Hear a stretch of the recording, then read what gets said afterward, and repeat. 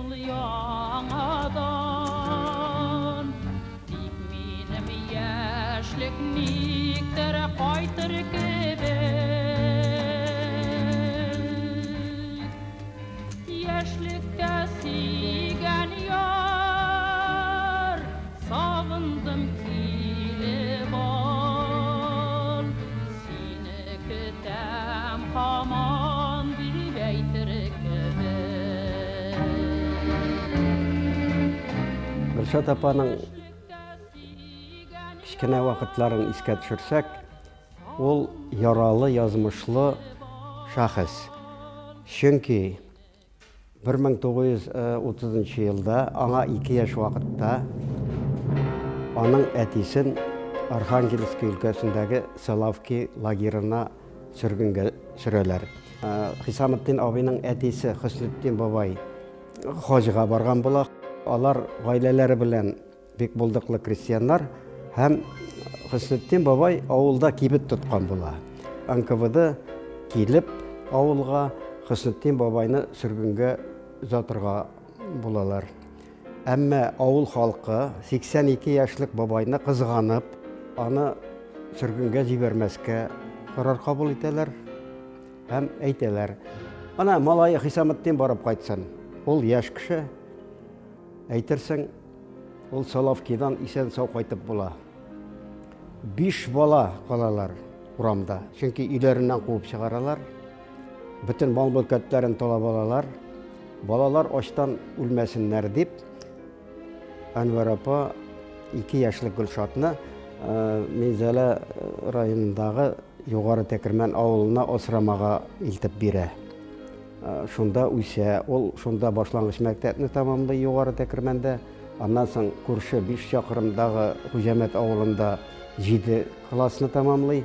7 еллык мәктәпне тәмамлагач, ул Минзәлә педагогика училищесына укырга барып керә. Безнең тулай торак янгын сөндерү бинасы Каланчаның аскы катында иде. Аның мише юк иде. Тулай торак ягылмый иде. Без студентлар кышкы салкын көннәрдә шишен мишегенә дәрес әзерли идек. Өскә бишмәт, аякка киез итек кигән килеш, башка шәлләр урап ятып йоклый идек. Шулай да барыбер туңа идек. Уйладым да миш чыгарырга булдым. Кирпич ватыклары, ташлар җыеп алып кирдем дә бер пычмакка миш чыгарып куйдым. Ул миш кыек-мыеграк булса да хайран җылыта иде. Калайдан плитәдә мәлләп куйдым. Шунда аш бәрәңге пешерә башладык. Барып кергәч, аңа авылдан бер ярдәм юк, стипендия бик әз була бит инде. Ул анда кешеләргә шунда идәннәр җуып, бакчада булышып, шулай итеп тамагын туйдыра. Мин татар теле һәм әдәбият укытучысы Мөхәммәд абый Гарифуллинның дәресләрен түземсезлек белән көтеп ала идем. Аның дәресләре эпичератлары турында да оныттыра иде. Минем әдәбиятка кирип китүемдә Мөхәммәд абый гаепле. Фәкыйрьлектән укуны ташларга җыенып беткәч тә Мөхәммәд абый тотып калды. 45 елда Казанга килеп, педагогика институтының татар теле һәм әдәбияты факультетына укырга керә. 45-49 елларда ул Казанда шул институтта укый. Гөлшат белән без педагогия институтында укый башлагач таныштык. Якынайып киттек тә, дуслашып та киттек дип әйтергә була. Ул тәнәфес вакытларында безгә студентларга гел кычкырып шигырьләрне укый иде. Ә без бик рәхәтләнеп тыңлыйбыз, шагыйрәне күргән кеше түгел бит инде, шагыйрә күрдек хәзер. Ул бик ялкынланып сөйләдер, бик тыңларга үзен мәҗбүр итәдер, фикерләре белән дә, язу куәсе белән дә шагыйрә дип атап йөртә башладык инде шуннан соң без аны. Әмма НКВД һаман аны күз угында тота. Халык душманы баласы итеп, кулак баласы итеп, аны аерым исәптә тоталар. Һәм педагогика институтында әйбәт кенә укыганда, институтның директоры Йосыф ага Туешев чакырып үзенең бүлмәсенә Гөлшатны әйтә. Гөлшат кызым, мин сине институттан чыгарырга мәҗбүр. Чөнки НКВД таләп итә ди. НКВД нәрсәдә гаепле Гөлшатны? Менә институтка кергәндә үзенең кулак баласы, душман баласы икәнен әйтмәгән, яшергән имеш. Югалып калмый, Казандағы театр училищесына барып керә. Менә бер вакыт Йосиф Туишев аны изләтеп табып, чакыра үзенә, укуыңны дәвам ит. Шулай итеп ул яңадан институтка кайта. 46 елдан туган дуслык гомеребезнең ахырына хәтле дәвам итте дияргә була. Без аралашып, гаиләләребез белән аралашып, балаларыбыз белән аралашып менә шулай яшадык. Бик әйбәт күңелле кеше булды, юмарт күңелле иде ул. Минем инәкәйне инәкәй дип йөртә иде. Соңыннанрак уйладым, ул бит ятим үскән, репрессияланган кешенең баласы булган. Минем бик күп серләремне ул белә, аның бик күп серләрен мин беләм. Без аерылышып торган вакытта да соңыннан әйтте әле. Нәсимә ди, безнең аерылып торган чакларда булды, үпкәләшеп торган чакларда булды, ләкин без бер-беребезне беркайчан да сатмадык. Берничә дистә ел дәвамында бу фактны Гөлшат Зәйнәшева үзенең йөрәк сере итеп саклый. Хәтта аның якыннары да бу турыда 1989 елда гына прокуратурадан Хисам абыйны аклау турында хат алгач кына беләләр.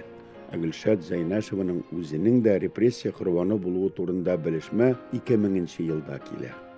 Менә әле генә Гөлшат Зәйнәшеваның музей китапхана оештырган 85 еллык юбилейына багышланган мәҗлестә генә белдем беренче мәртәбә Гөлшатның әтисе репрессияга эләккән булган икән. Мин моны ни өчен әйтәм? Чөнки шушы исем, репрессияләнгән кешенең баласы дигән исем Гөлшатның тормыш юлында шактый гына эз калдыра. Язучылар берлегенә кергән елларында искә алалар шушы әйберне. Партияга кергәндә дә искә алалар, һәм аңа партияга керүе дә, язучылар берлегенә керүе дә бик җиңел булмый. Үзенең иҗатының мул һәм бик әһәмиятле, кирәкле булганы белән генә ул җиңеп килә тормышта.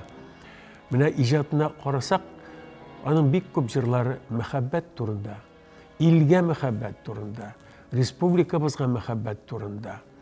Ләкин менә шушы үзе дә агза булып торган партия турында җырын мин аны хәтерләмим. Театр сөючеләргә Гөлшат Зәйнәшева исеме беренче чиратта әлбәттә драматург буларак билгеле. Аның күпчелек пьесалары Минзәлә драма театрында куелды. 5-6 әйбәре әсәре бар, аның күпчелеге комедия жанрында, Минзәлә театрында.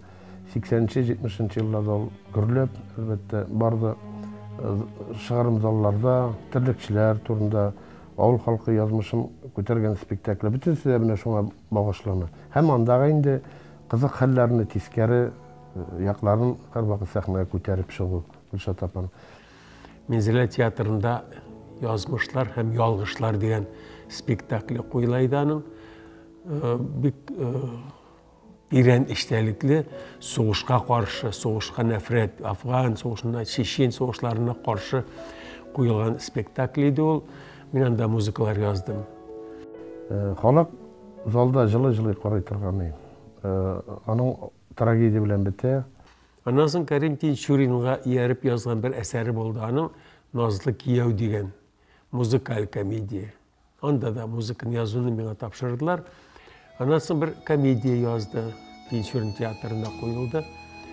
Монсы соңрак елларда Гайфи бабай өйлән давай дигән бер комедия язды. Көйләрен миңа тапшырдылар, яз әле дип. Анда байтак кына җырлар да бар, җырсыз музыка да бар. Шуларны тагын бергә яздык та. Ул спектакль әле бүген дә бар, ничә еллар дәвамында бар. Халык ярата, репертуардан төшми бара бу спектакль.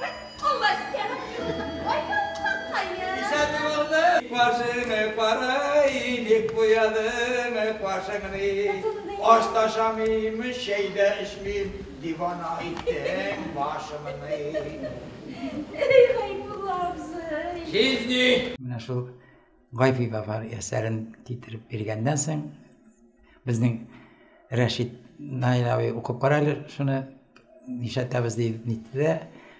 Җәйкән бирде ул миңа да, мин аны бакчага барып кат-кат укыдым да, куярга тындык.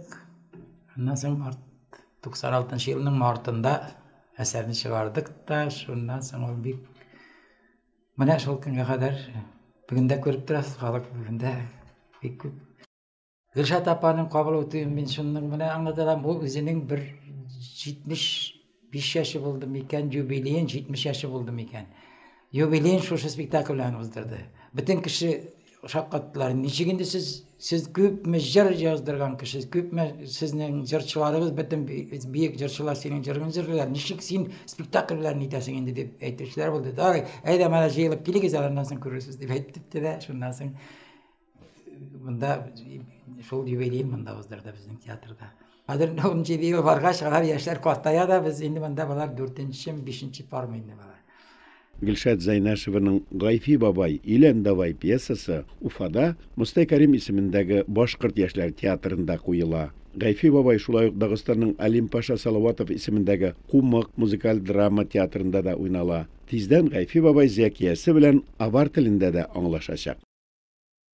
Ol bizning spektakllarga keleydi, alarni qaraydı. Biz anga köp vaqt bir spektakllarga, mana bu Qurşaq teatrının spektakllari muzikali jırlı bula, jırlarga şigirler, tekstlar yazar üçün anga müracaat eteydi. Onların bek şunday özünçelikli, mana bu halk şan ettirip, şunda anlayışlı ettirip, gadi ettirip, dahi ettirip yazaydı. Mana biz aның bilen dostlaşıp gitkenden soň Meytem Gülşat abay belki siz bizning teatr içinde birer bir yazarsız degan müracaat bilen men müracaat etdim. Ul bir temalar getirdi, lakin biz Gabla Toqayning mana bu şörelli akiyatına to'xtaldik. Ul anın üstünde uzak işledi. Şırlap kerem urmanıga, yürek yarsu bulganıga. Ul anı halk oyunları bilen, saban toy oyunları bilen, ondan soň muhabbet liniyalarda berip, şunda ettirip, özünçelikli etip, zor külemli eser ettirip ul işledi ana. Ana körnekli kompozitor Luiza Battır Bulgari ul muzika yazdı. Ul öte de şunday kızıklı, mavıktırgıç, köp planda oynanılatırgan, aşık rövüşte idare edilen kurşaklar bilen, artistler özleri de çıkıp, onlar şirmada kurşaklar bilen şunday ettirip koyuldu. Çünkü ul Gülşat apa yazgan material şunday keng kırlı idi. Musical kebek spektakl kelip çıktı. Mine bugünkü günge kadar ul bizning Tatar grupusының da, hem tamaşaçılarımızın da en yaratkan spektakllerden birisi. Her vakit keleydi bizim teatrımızga. Piyasasında işlеген vaqtda kızık edi ul, ya beliş pişirip getire, ya kıymak pişirip getire. Şunday tuğan kebek biz anı qarşı alaydık. Demek bizden aşağınbızdır. Eğer aşamağa girska berişler, diler, güderip girmiler. Uğtağız! Uğtağız! Ey hazırgi zaman yaşları! Diskotek kebiyip kungulaşıdan başka nerse bilmiyseniz? Bilmiler! Ana! Kırlay Ormanı Patşası Gifrit'nin buyruğu çıkan. Anda şüreleler ormanını saklamay başladılar deyilgen. Kişiler ormanını kiseler, sandıralar deyilgen. Mine şunar küre her bir şüreli de özünün izge buruşun üderge, orman kiserge kilgen kişilerini kıtıklap, küldürre, ormanga kirmeslik iterge koşulgan. 1983 yılga kadar ul türlü icadi uyuşmalarda, radyo komitetta, Tatarstan kitap neşriyatında, Yazıcılar Birliğinde işli, edebi tercüme bilen şıgıllana. Yazıcılar Birliğinin Toqay klubu Gülşat Zaynaşeva yetekçilik etken yıllarda şehrimizning qaynap turgan medeniyet üzegi bula. Bari tek soňgy yıllardagina ul özün tuğulusınça ijatqa bağışlaw mümkinligi ola. Neticede balalar için birsinden birsi matur jırlar tuwa. Bu işte şagirege anın kızı, jiddi äzirlikli muzikant Osiyaның yerdemi zor bula. Tatarstan radiosu qarşında Osiya uyuşturgan balalar xoru, Aysulu ansambli bu jırlarning birinchi boshqaruvchisi bula.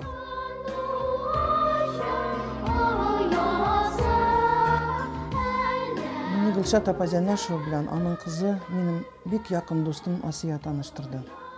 Bu anın vafatına kadar 10 yıl tiresiydi. Şuşu 10 yıl içinde biz 50'den artık jırlar icad ettik. Alarның köbüse mine şuşu jintıkka kirdi. Jintıkka kirgen jırlardan tura bara muzikal filmler, spektakllar icad etildi. Gülşat apa Zaynaşeva'nın balalar için yazılgan şiirlerinde balalar bilen oynaw yok. Barısı ciddi.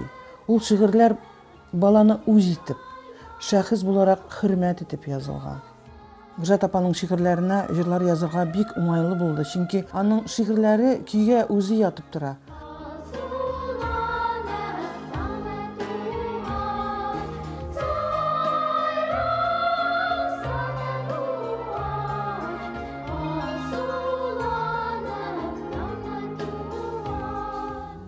Менә ул бер пьеса язган иде, вафат булыр алдындан.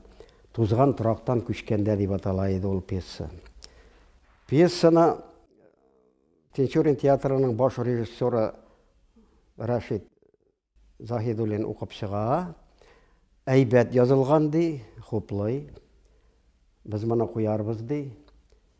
Әмма менә бу төшенчәтергә Гөлшат ападан 12 вариантын эшләтә. 12 тапкыр төзәтә Гөлшат апа. Хәзер инде куярбыз, менә репетициялар башладык дип әйтә. Соңнан куймай спектакльне. Гөлшат апа бик моңа гаҗәпләнде һәм үпкәләде. Шуннан соң ул бу пьесаны безнең президентыбызга Минтимер Шарипович Шәймиевка укыта. Ул үзе сорап кирде миңа. Менә ди, шу чаклы эшләр эшләнә ди, мин ди күп кешеләр белән очрашамын ди. Ул үзе дә бит шундый шартларда төсен әйткәндә, шуңа якын шартларда яшәгән. Үз тормышында белән очрашмаган булса, шундый шартларда яшәмәгән булса, бәлкем башына да килмәгән булыр иде. Шулай сөйләшеп утыру булды. Мин теләктәшлек белдерәм дип әйттем. Республика буенча бит ул чагында 57 мең квартира төзеп бирдек. Бушлай бер тин алмыйча кешеләрдән инде ул та мин рәхмәтлемен. Шул уңай эшләрне күреп, әле бит ул бер иҗади кешеләр исеменнән безнең алып барган сәясәтебезгә карата бер уңай караш дигән нәрсә. Дөресен әйткәндә, андый караш ул җитәкчеләргә гомумән, җитәкчеләр тормышына аларны сүгәләр күбрәк, эшләрен күрү һәр вакытта насыйп табылмый дип әйтер идем. Соңгы елларда Гөлшат Зәйнәшева Моңсара, Салих Сайдашев дигән документаль фильмнарга сценарийлар, пьесалар иҗат итә. Тузган торактан күчкәндә дигән телевизион фильмны үзенең квартирында төшертте. Авырган кие.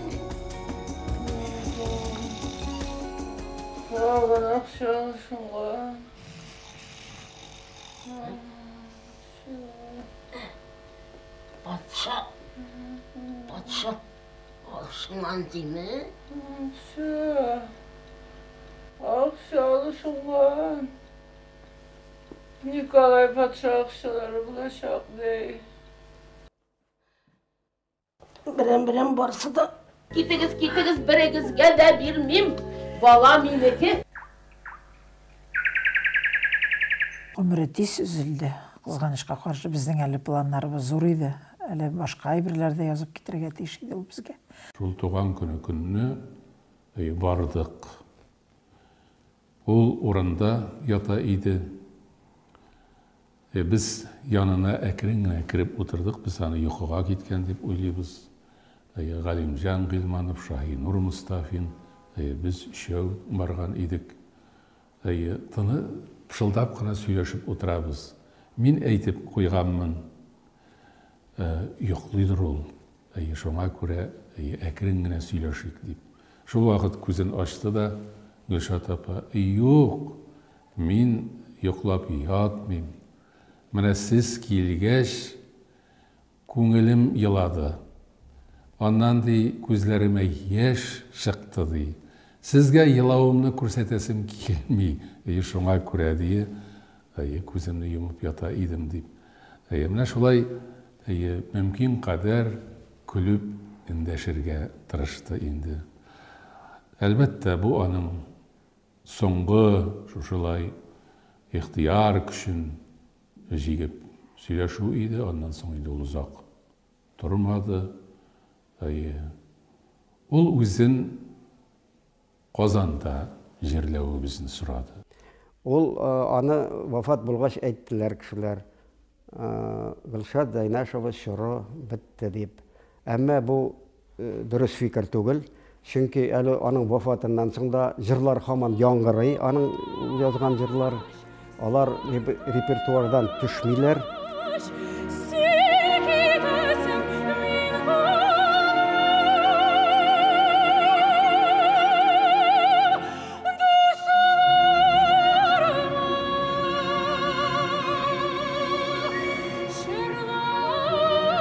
Аның жырларынан концерт программаларын радиодан әледән-әле биреп барабыз. Аның иң матур жырларын сайлап бирәбез. Хайраның матур булмаган жырлары юк та. Аның бөтен жырлары да матур.